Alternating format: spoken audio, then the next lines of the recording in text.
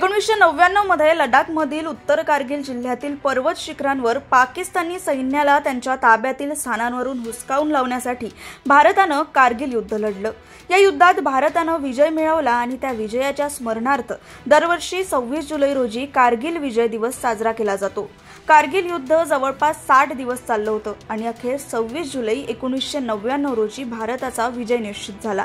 कारगिलच्या प्रत्येक टेकडीवर भारताचा तिरंगा अभिमानानं फडकवण्यात आला। या युद्धात भारताचे 527 जवान शहीद झाले। या दिवशी संपूर्ण देशात नागरिकांच्या मनात भारतीय सैन्याच्या देशभक्तीविषयीचे समर्पण आणि शहीद जवानांप्रती आदर व्यक्त केला जातो। कारगिल विजय दिवसाच्या पार्श्वभूमीवर आज सकाळी भिंगार परिसरात माजी सैनिक बहुउद्देशीय संस्था तसेच माजी सैनिकांच्या वतीनं शहीद स्मारक येथे कारगिल युद्धातील शहीदांना जिल्हा पोलीस अधीक्षक सोमनाथ घारगे यांच्या हस्ते मानवंदना देऊन आदरांजली वाहण्यात आली।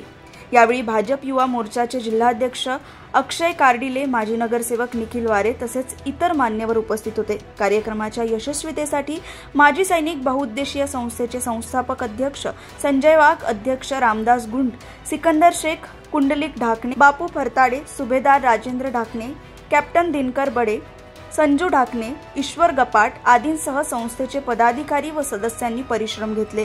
या कार्यक्रमाला मोठ्या संख्येने वीरपत्नी, वीरमाता, करिअर अकॅडमीचे विद्यार्थी तसेच आजी माजी सैनिक उपस्थित होते।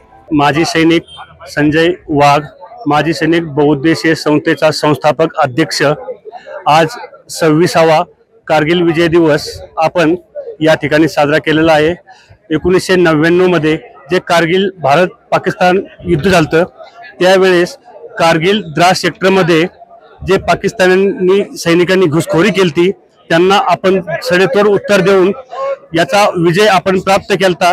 या आमच्या आजच्या कार्यक्रमाच्या निमित्ताने आम्ही आपल्या झालेल्या शहीद जवानाबद्दल या ठिकाणी एक शहीदांचं स्मारक केलेलं आहे।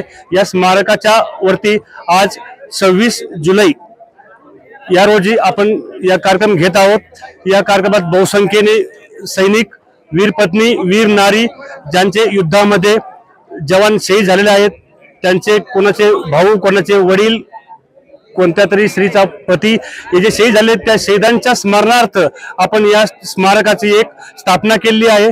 माजी सैनिक बहुउद्देशीय संस्था यासाठी ऍक्टिव्ह असते, प्रत्येक कार्यक्रमामध्ये सहभागी होत असते। रक्तदान असो, श्रमदान असो किंवा अन्नदान असो, या संघटनेच्या माध्यमातून वेगवेगळे कार्यक्रम घेतले जात असतात। आम्ही सर्व सैनिकाला, अहिल्यानगरमधील सर्व सैनिकाला, सैनिकाच्या परिवारांना जे काही दुःख होतं, तकलीफ होती त्या निवारण करण्याचे काम आम्ही संघटनेच्या माध्यमातून करत असतो।